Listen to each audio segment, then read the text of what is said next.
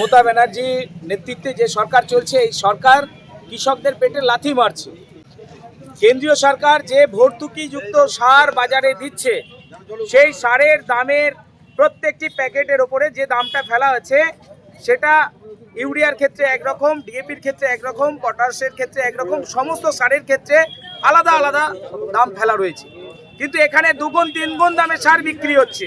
প্রথমেই বলবো, বিজেপি বিধায়ক সুশান্ত ঘোষ আজকে আলু চাষিদের পক্ষ থেকে হয়ে যে টায়ার জ্বালিয়ে প্রতিবাদ করছেন, এটা অত্যন্ত দুর্ভাগ্যজনক এবং হাস্যকর ব্যাপার।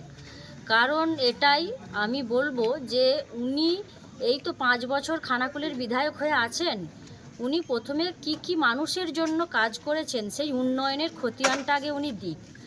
আর উনাকে আমার আরও মনে করিয়ে দিতে হবে, মনে হয় উনি ভুলে গেছেন যে দিল্লি সরকার ক্ষমতায় আছে, বিজেপি সরকার ক্ষমতায় আছে দিল্লিতে।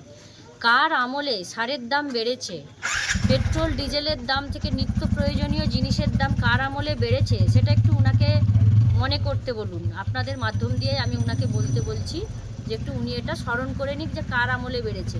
তাহলে এখন চাষিদের জন্য কুম্ভীরাশ্রু করে কিছু লাভ আছে কি?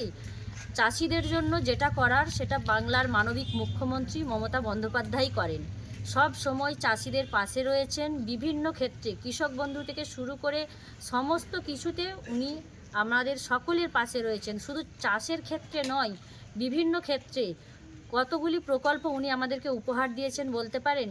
একবারে একটা বাচ্চা ছেলে থেকে শুরু করে আমি যদি বলতে যাই 96টা 97টা প্রকল্প আমার সারাদিন লেগে যাবে।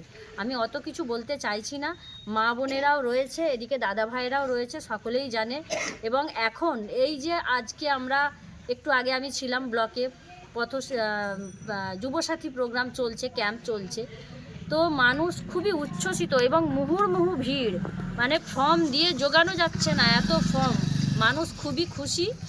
আর যাতে করে এবং মানুষ আমাদেরকে বলেওছে যে আমরা দিদির পাশে আছি।